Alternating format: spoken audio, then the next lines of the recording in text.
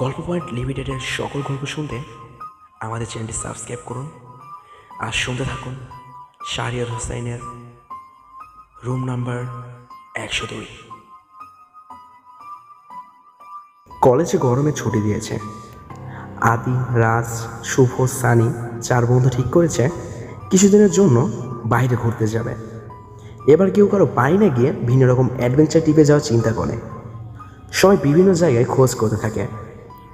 খোঁজ করতে সময় আদি একটি জায়গা খুঁজে পায় যেখানে তারা আগে কখনো যায়নি। জায়গাটির নাম রেনিউ সিটি। তারা আরও খোঁজ করে জানতে পারে শহরটার কিছু দূরে পাহাড়ি এলাকা আছে, আর তারাও অ্যাডভেঞ্চার ট্রিপের জন্য একটি পাহাড়ি এলাকা খুঁজছিল। তখন চার বন্ধু মিলে সিদ্ধান্ত নেয় তারা সেখানেই যাবে।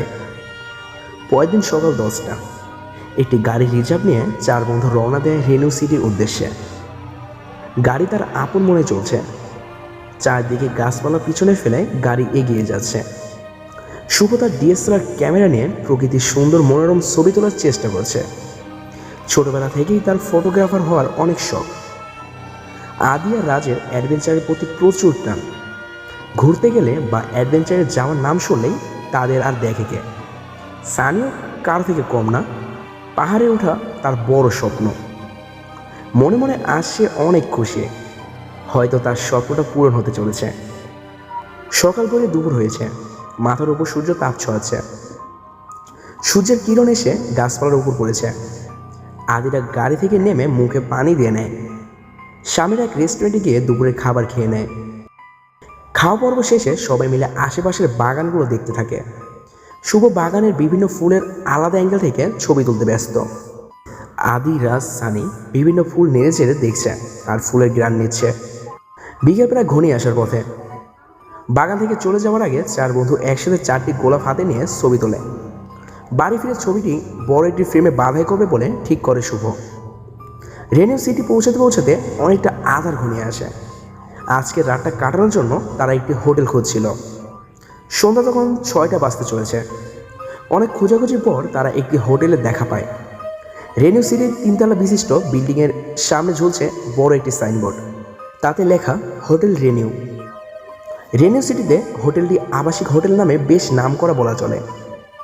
7 ভেবে হোটেলে ওঠে তারা। রিসেপশনিস্টকে বলে দুটো রুম নেয় তারা। রিসেপশনের একজন 101 ও 102 নম্বর রুমে চাবি এগিয়ে দেয় আদির দিকে।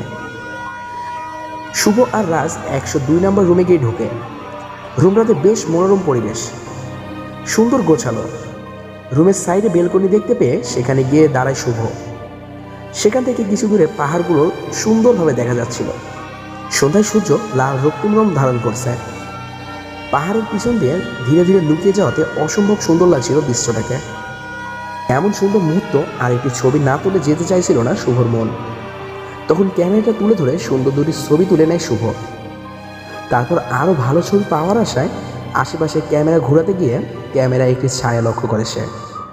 ছায়াটা অনেকটা মানুষের মতো দেখতে, কোনো মেয়ের বলে মনে হলো। ছায়াটির উপর দিকে মাথার চুল উড়াউড়ি করছিল। সামনের রুমের বেলকনি থেকে ছায়াটা ক্যামেরা দেখা যাচ্ছে না, কিন্তু ছায়াটা কিসের তা বুঝতে না পেরে শুভ চোখের সামনে থেকে ক্যামেরাটা সরিয়ে নেয়, কিন্তু কাউকে দেখতে পায় না। তখন আবার ক্যামেরা চোখের সামনে ধরতে আবারও সে ছায়াটা দেখতে পায়। শুভ আরও ভালো করে বুঝে নিতে ক্যামেরাটা জুম করে। তখন যা দেখে তাতে কপাল বেয়ে ঘাম ছুটতে শুরু করে তার। ছায়াটি হঠাৎ করে একটি বিচ্ছদ চেহারার রূপ ধারণ করে। ছায়াটি যে কোনো মেয়ের তা বুঝতে সময় লাগলো না তার। বিচ্ছসের চেহারার মুখ থেতলে গেছে, চোখ থেতলে গিয়ে বৃষ্টি দেখাচ্ছে। হাত পা শরীরের বিভিন্ন আঁচড়ের চিহ্ন, কাটা স্থান থেকে রক্ত চুয়ে চুয়ে পড়ছে। জিহ্বা কেটে বাহিরে বেরিয়ে এসেছে। গুঙ্গিয়ে কিছু বলার চেষ্টা করতে চাইলে ভয়ে শুভর হাত থেকে ক্যামেরা পড়ে যায় আর জোরে একটা চিৎকার দিয়ে ওঠে। চিৎকার শুনে রাজ দৌড়ে বেলকনিতে এসে দেখে শুভ মাটিতে পড়ে আছে অজ্ঞান অবস্থায়। রাজ দেরি না করে আদেশ সানিকে ডেকে শুভকে তুলে নিয়ে যায় রুমে। 3টি মুখ শুভর দিকে চেয়ে আছে জ্ঞান ফেরার অপেক্ষাতে। আরও কয়েকটা ঘন্টা কেটে যাওয়ার পর ধীরে ধীরে চোখ খুলে শুভ দেখে সবাই তার দিকে চেয়ে আছে। শুভর মনে তখনও ভয়টা কেটে ওঠেনি। সবার এভাবে তাকিয়ে থাকতে দেখে শুভ লাফিয়ে উঠে আশেপাশে তাকিয়ে বলতে শুরু করে, আরে ওই ছায়াটা কোথায়?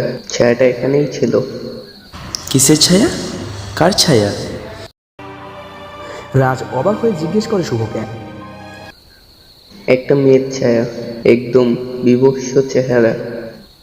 ভয়ে ভয়ে উত্তর দেয় শুভ। কী সব যাতা বলছিস? এখানে কোনো মেয়ে মানুষ নেই।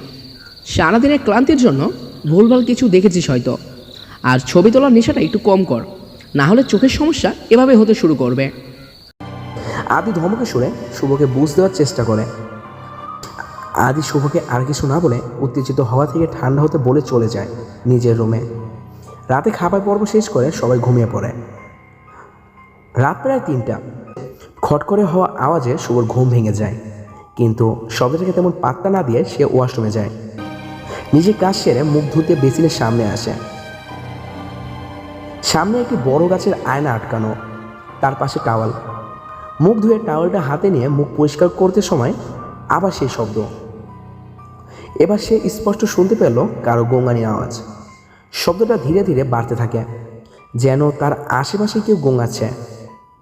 ভয়ে শুভর কপাল ঘামতে শুরু করে। হঠাৎ গোঙানির শব্দটা মুহূর্তে বন্ধ হয়ে যায়। ধুম করে সামনের আয়নাটা ফেটে যেতে শুরু করে, চরচর করে চারদিকে ফাটতে থাকে। শুভ আর থাকতে না পেরে ওয়াশরুমের দরজা খোলার চেষ্টা করে, কিন্তু এ কি, দরজা বন্ধ। রাজ এমন ফাজলামো কখনো করে না, শুভর ভালো করে জানা আছে। তাহলে দরজাটা বন্ধ করলো কে? তখনই আবার সেই একই শব্দ পায়। পিছনে ঘুরে বড় আয়নার দিকে তাকাতে যা দেখে তাতে শুভর পুরো শরীর হিম হয়ে যায়। সাদা কাপড় পরিহিত একটি ভয়ানক বিচ্ছদ চেহারার মেয়ে আয়নার ওপারে দাঁড়িয়ে আছে।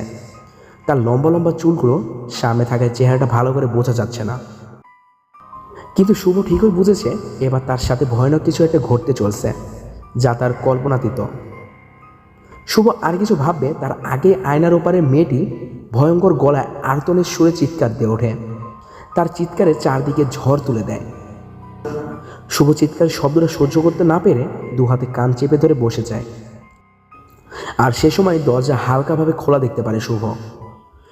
শুভ এক মুহূর্ত দেরি না করে দৌড়ে ঘরে এসে দেখে ঘর অন্ধকার, আর ঘরের এক কোণে কেউ দাঁড়িয়ে আছে। চোখ দুটো তার লাল। শুভ তাড়াতাড়ি রাজকে ডাক দেয়। ঘুম ঘুম গলায় রাজ বলে, কি হয়েছে? কি ঘুমাতে দে তো, জ্বালাস না। শুভর ভয়ে মুখ দিয়ে কিছু বের হচ্ছিল না। তার উপর রাজের এমন তাজ্জব কথায় রাগ ওঠে তার। আর সাথে সাথে রাজের উল্টো দিকে জোরে লাথি মারে শুভ। লাথি খেয়ে মুখ থুবড়ে পড়ে যায় সে। রাজ রাগান্বিত হয়ে শুভকে কিছু বলবে, তখন সেও সেই একই শব্দ শুনতে পায়। রাজ তার পাশ ফিরে তাকাতেই এক অদ্ভুত লাল চোখ জোড়া দেখতে পায়। রাজ শুভকে তাড়াতাড়ি রুমের লাইট জ্বালাতে বলে। শুভ অন্ধকারে হাতিয়ে হাতিয়ে লাইট জ্বালাতে আগায়, কিন্তু সেই সুযোগ পায়নি তারা। কিছু বুঝে ওঠার আগে তারা দেয়ালের সাথে ধাক্কা খেয়ে শূন্যে ভাসতে থাকে। রাজ আর শুভ অনুভব করে তারা শ্বাস নিতে পারছে না, যেন কেউ তাদের গলা চেপে ধরেছে। শুভ আর রাজ যতটা সম্ভব দুই জোড়া পা দিয়ে দেয়ালে আওয়াজ করে শব্দ হওয়ার জন্য। পাশের রুম থেকে আদি কারো পায়ের আওয়াজ শুনে জেগে ওঠে। সানিকেও ডেকে তোলে। ঘুম ঘুম চোখে উঠে শুনতে পারে রাজদের রুম থেকে আওয়াজটা আসছে। দুজন উঠে গিয়ে তাদের দরজা ঠকঠক করে, আওয়াজটা কিসের হচ্ছে তার জানার জন্য। কিন্তু সেই পায়ের ঠকঠক আওয়াজ হয়েই চলছে, দরজা খোলার নামই নেই। তখন রাজ আর শুভর গোঙানির আওয়াজ পায় আদি আর সানি। অজানা আতঙ্কে আদি আর সানি দুজনের দিকে তাকিয়ে ইশারায় কিছু একটা বলে। তারপর আর দেরি না করে দুজন মিলে বাম কাঁধ দিয়ে ধাক্কা দিয়ে দরজাটা ভাঙার চেষ্টা করে। কয়েকবার জোরে ধাক্কা দিতেই দরজা ধুম করে ছিটকে খুলে যায়। হাতের ডানে সুইচ বোর্ডে লাইটের সুইচ চাপ দিতেই ঘর আলোকিত হয়ে ওঠে, আর রাজ শুভ দেয়াল থেকে মাটিতে ধুম করে পড়ে যায়। দুজনেই নিজেদের গলায় হাত দিয়ে জোরে জোরে শ্বাস নিতে থাকে। আদি আর সানি এগিয়ে গিয়ে তাদের পানি খাওয়ায়। আদি অবাক হয়ে রাজকে জিজ্ঞেস করে, কি রে, কি হয়েছিল রুমে? আর তোদের এই অবস্থা কিভাবে? শুভ ভয়াত গলায় উত্তর দেয়, দোস্ত, এই হোটেলে কিছু তো আছে। মানে খুলে বলতো। সানি দুজনের দিকে তাকিয়ে প্রশ্ন করে। আমার মনে হচ্ছে এই হোটেলটা ভুতুরে। কি বলছিস এসব শুভ? আদি যেন শুভর কথাটা অবিশ্বাস্য মনে হলো। শুভ ঠিকই বলেছে। এই হোটেল, এই ঘরটা ভুতুড়ে। আমাদের এখনই এই হোটেল থেকে বের হতে হবে, না হলে সবাই মারা যাব। রাজ ভয় ভয় গলায় সবাইকে সাবধান করে।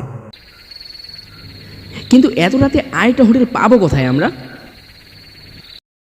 আদি ভাবতে ভাবতে কথাটা সবাইকে বলে। কেউ আর কিছু বলবে তখনই বাহিরে কিছু জ্বলতে দেখে সানি। উঠে গিয়ে জানলার কাছে যেতেই দেখে পুরো হোটেলে আগুন লেগেছে, কিন্তু সে বুঝতে পারছিল না আগুন লাগলো কিভাবে।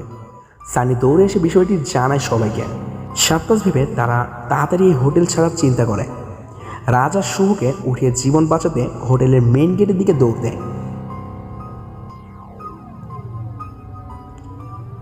কিন্তু হোটেলের মেইন গেটের কাছে আসতেই তারা দেখে গেটে আগুন লেগেছে, আর তার কাছে একটি মেয়ে দাঁড়িয়ে আছে।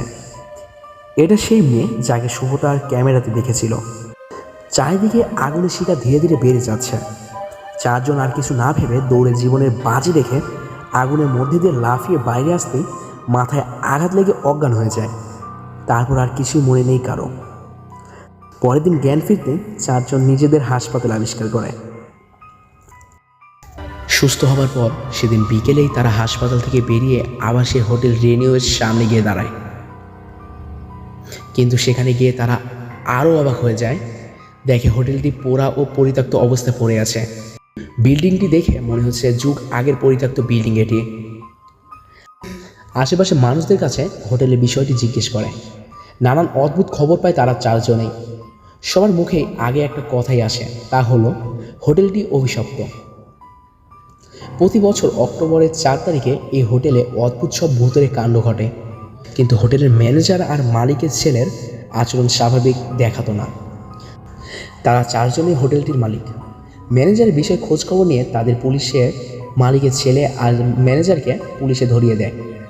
রিসিপশনিস্টের ব্যাপারে খোঁজ করলে জানা যায় বছর 5 আগে অদ্ভুত আর রহস্যময়ভাবে তার মৃত্যু হয়, আর সেই মৃত্যুর কারণ আজ পর্যন্ত জানা যায়নি। পরে আসল সূত্রের পর্দা ফাঁস হলে জানা যায় মালিকের ছেলে, ম্যানেজার আর রিসিপশনিস্ট মিলে একটি মেয়েকে ধর্ষণ করে খুন করে পিছনের বাগানে পুঁতে রাখে। আর এই কেসকে ধামাচাপা দিতে নিজেদের বাঁচাতে টাকা দিয়ে পুলিশ সহ অনেকেই চুপ করায় ও নিজেদের মধ্যে টাকা ভাগাভাগি করে নেয়। আর যে রুমে ধর্ষণের খুন করা হয় সেই রুমের নাম্বার ছিল 102। আর যেটিকে নিয়ে সাজানো হয়েছিল আমাদের গল্প রুম নাম্বার 102। আজকের মতো এখানে শেষ করছি। আবার কোনো একদিন এরকম একটি পর্ব নিয়ে আপনাদের মাঝে হাজির হবো ইনশাআল্লাহ। ততক্ষণ ভালো থাকবেন, সুস্থ থাকবেন এবং আমাদের সঙ্গেই থাকবেন। আল্লাহ হাফেজ।